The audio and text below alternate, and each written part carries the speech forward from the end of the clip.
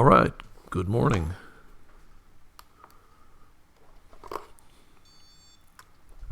We are going to be working on parametric equations today. And as I've told you before, one of the challenges I'm seeing is that from the videos that you've seen, I'm using the TI Inspire calculator, but in this session we're going to be using the TI 38.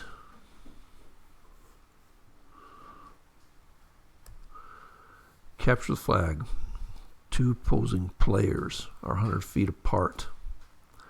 On a signal they run to capture a flag that is on the ground midway between them. The faster runner hesitates for 0.1 seconds. The following parametric equations model the race to the flag. So we have these two parametric equations, or sets of parametric equations. One thing that I recommend is taking one of these equations here and changing, for instance, this y2 equation to y sub 2 is equal to 4. Why would I suggest such a thing? Well, just better contrast. So simulate, it gives some settings for simulating the graph. So let's go to the calculator. And the first thing I'm going to do is go to mode and get my parametric equation here. So we have that. Go to this 10 times t minus 0.1. So we have t minus 0.1, close parentheses, and really that's all there is to it. And we'll say y sub 1 equals 3. And then for the second parametric equation, we have 100 minus 9t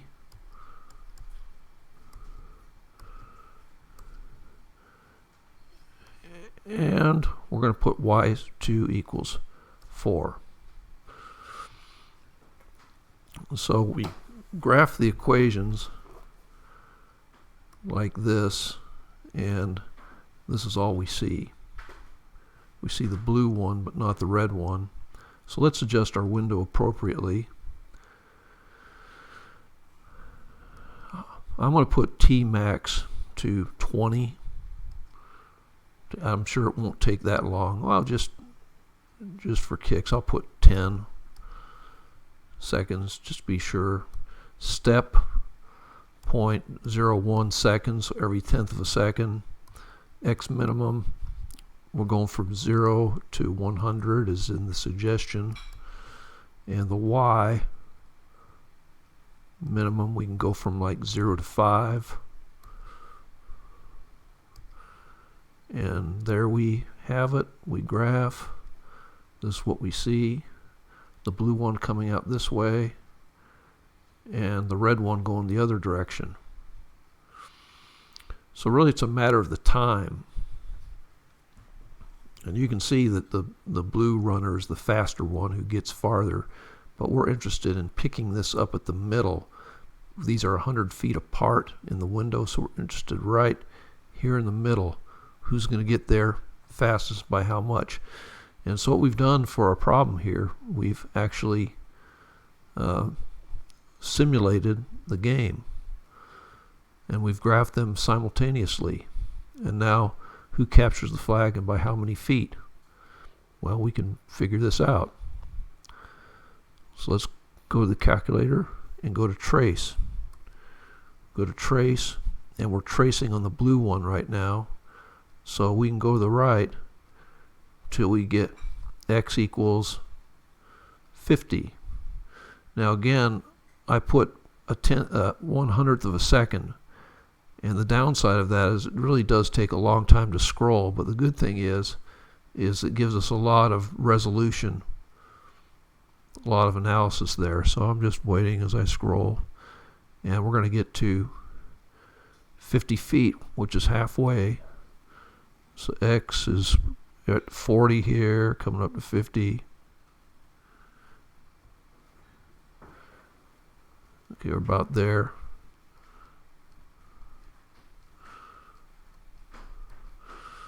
So there we are. At 5.1 seconds, the blue runner is right there. Let's see, does this guy have a name? No, he doesn't. There's no name for these guys. Anyway, 5.1 seconds. And then we can arrow up. And at 5.1 seconds, the red runner is at 54.1 to the right. So we are 4.1 feet away. So the X1 runner. Okay, we'll say, I'll call this first second. Okay, the first runner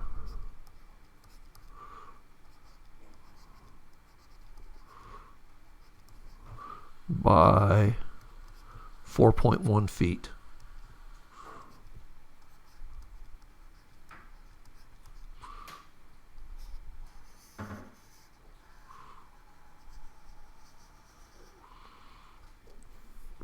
Okay, let's go on to number 40. Height of a pop-up. A baseball is hit straight up from a height of 5 feet with initial velocity of 80 feet per second. Write an equation that models the height of the ball as a function of time. Now, I hope you remember what I talked about. This has to do with, we have feet per second, but also we have position due to the force of gravity, and that's going to be part of the deal. So we're talking about a vertical situation here. So we're going to have, I'm going to say x is equal to 2. All right. And y is equal to 6 plus 80t minus 16t squared. Let's see if that's on the, if that's showing up. Seeing in the screen if it does show up here.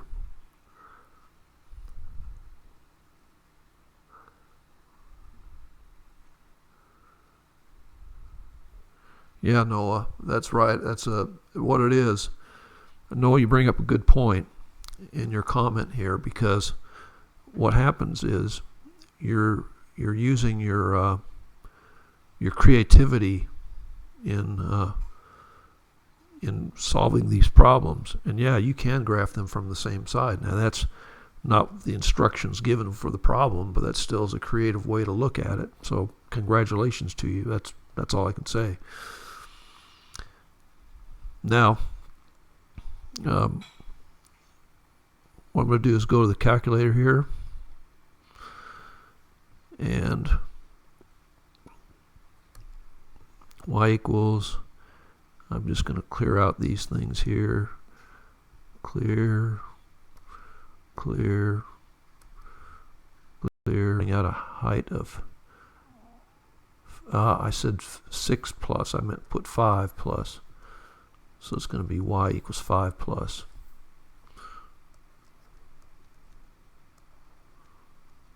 There we go, that looks better. So 5 plus 80t. And this is just going to keep on going up forever, but position due to the force of gravity minus 16t squared.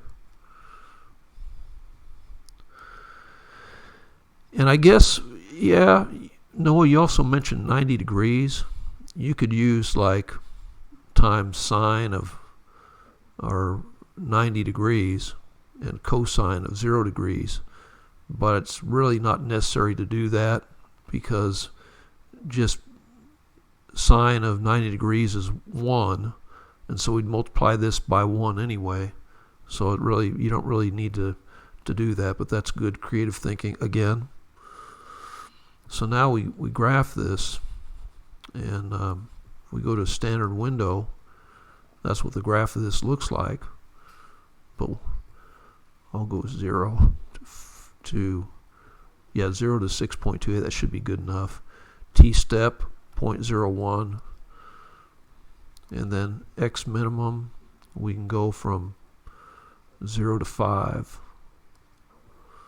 and leave ourselves enough height for the ball going up. We can go 0 to 100 feet. I'm not sure if will that be high enough? Maybe. Let's just go ahead to be sure. I'll put 150 or 200 feet. You can really make this whatever you want. Yeah, 200 feet. And graph. There it is. So the ball goes about halfway up to 200. Okay, let's see what we have here. Time-wise. So we've simulated the pop-up. That's part B. Graph versus time. We've done that. How high is the ball after 4 seconds? 4 seconds. We can just go back to our calculator and go to trace. And why did we use 2 for x? Or why did I decide to use 2 for x? Well, if we used x equals 0, what are we going to have? We're going to go right along the y-axis, which wouldn't make it as visible. So let's go to trace, and we're going to be interested in 4 seconds. So time, we're going up, up, up, up, up, up, up, up, up, up, up.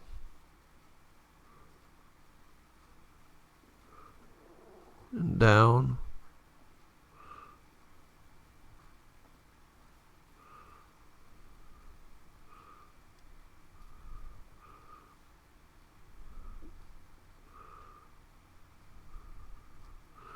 Looks like we're at 69 feet above. So 69 feet high.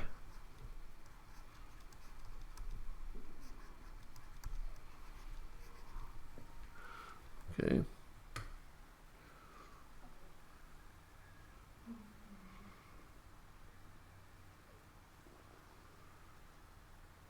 And what is the maximum height of the ball? How long does it take to reach that maximum height? Back to the calculator. So I'm going to go back here. So I look at the y value. 99.43, 99.8, 100.5, 100.1, 102.3,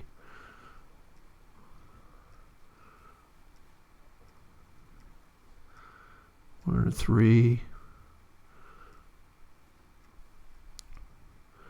This is where it helps to have that 0.01 seconds. 104. Still going up. And more slowly. Okay, 100 and we get up to 105. 105. And then going down from there. So it looks like 105 feet after 2.5 seconds. So 105 feet after 2.5 seconds.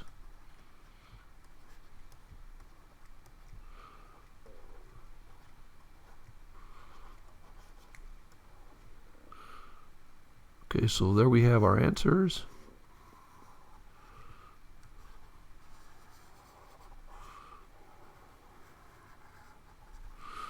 Okay. Next, 43 is hitting a baseball, and there's a lot of analysis in here, and what we're being asked to do in 44 is to take the same type of problem, except we're going to need to model the equations themselves. We're given the equations in 43. So in 44, we have to go ahead and figure this out. And our x value, we have x is going to be equal to 120 feet per second. And how do we find the x component of that? Just to show you what that looks like is this. Below, the ball is hit from a height of 4 feet above ground, is going like this. And then you have a fence that's 30 feet high, and that's 350 feet away.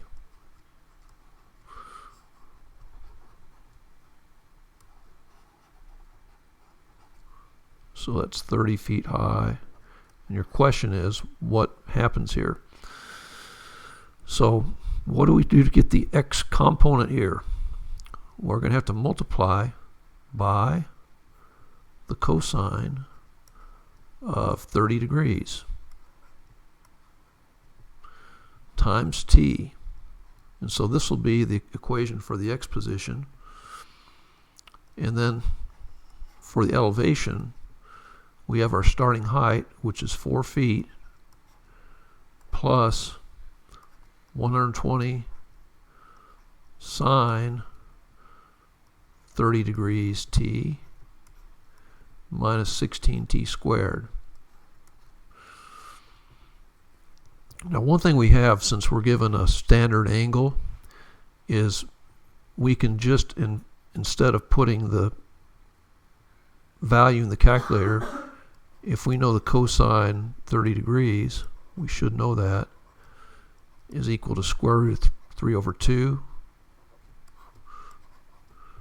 And the sine, I'll put this up here, sine 30 degrees is equal to 1/2. So we can put those values in the calculator, but I'm just going to use the calculator to graph.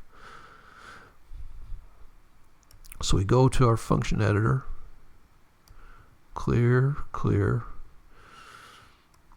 and we notice that we are in radians, right? So if we're going to actually use degrees here, what do we have to do? We have to go to our mode and change this radian settings to degrees, which I recommend that you do. Now you go to your function editor and you put in 120 times cosine 30 degrees. And again, as I said earlier, you can just put in, instead of cosine 30 degrees, you can put in square root of 3 over 2.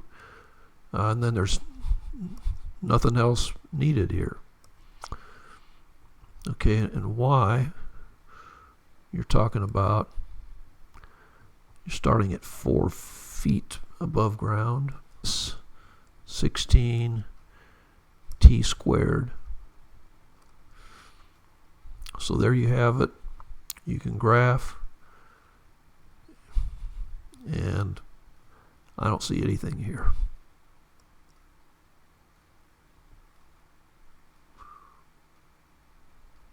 I don't know, I think I should see something. I don't know why I don't see anything.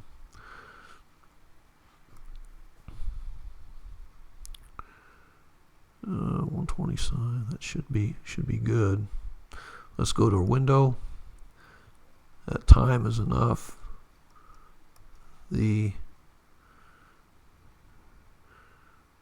t step, leave it there. X minimum 0, X max. We got a fence that's 350 feet away, so I'm going to put 360 here. And X scale, I'll put X scale 10, not that matters. Y max We'll go 100 feet maximum height. And we'll see what we get here.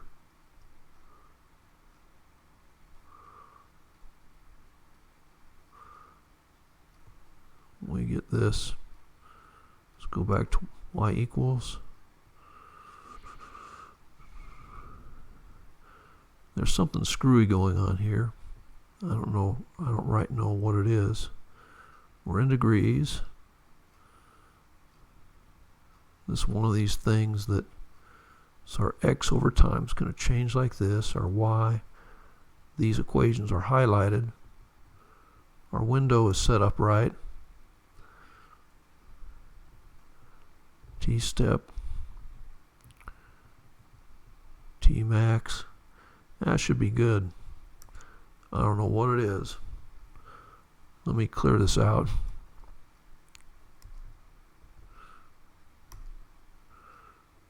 Okay.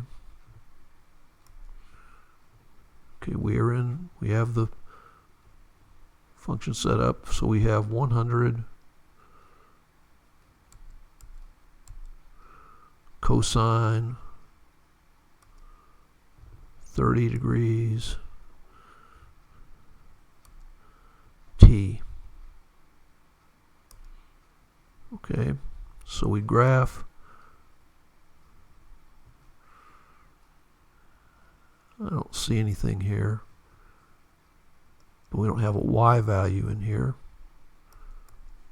Y value is 4. Let me just put in 4, see what we get. Okay, now we see it. Okay.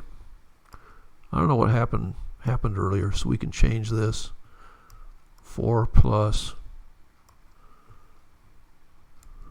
120 sine 30 degrees t, and then minus 16t squared.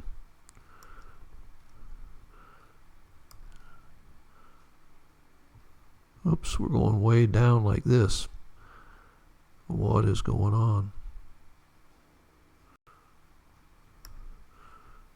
We are in degrees. Let's see if I can go ahead and put this. I'm going to go ahead and erase this and just put in place of this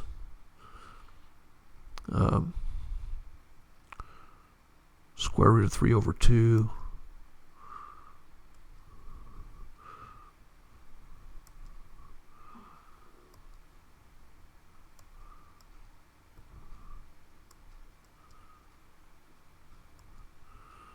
square root of 3 over 2 c.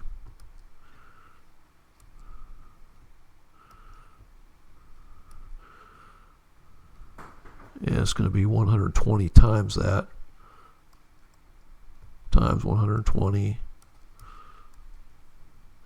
And down here we have 4 plus, and this sine of 30 degrees is 1/2. So I'm going to change all this to 10 times 0.5, which is going to be that.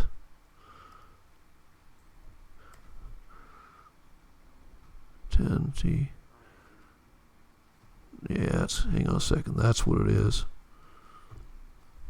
4 plus 120. Yeah. Yeah, you're right. You're right, Noah. I'll put in 120 times sine 30 t minus 16t squared. Okay, we should get this here. Graph. Yeah, that looks a lot better now. Okay. Well, that's right now.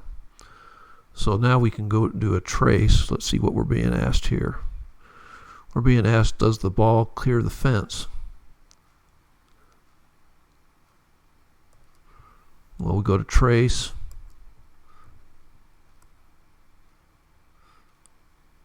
Again, it takes time for this, being going at 100th of a second.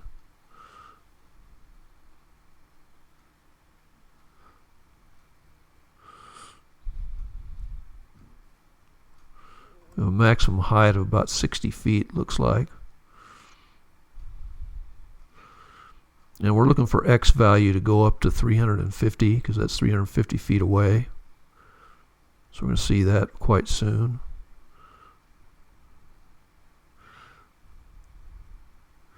Okay, X value, we're getting to 350.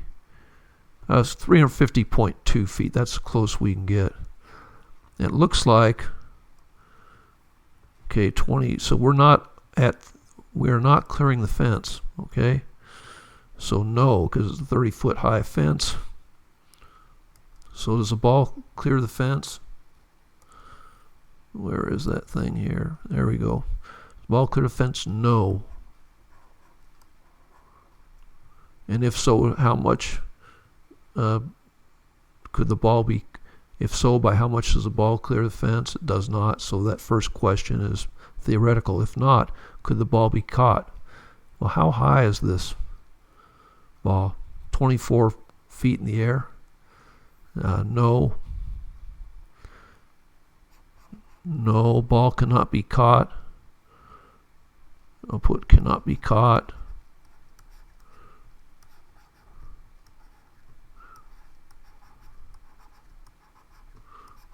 Why is that? Ball is 25 feet off ground.